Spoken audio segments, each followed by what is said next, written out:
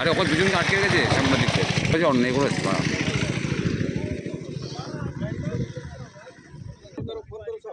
phone क्या करूँ वो तो क्या बोलता है कैसी नहीं होगी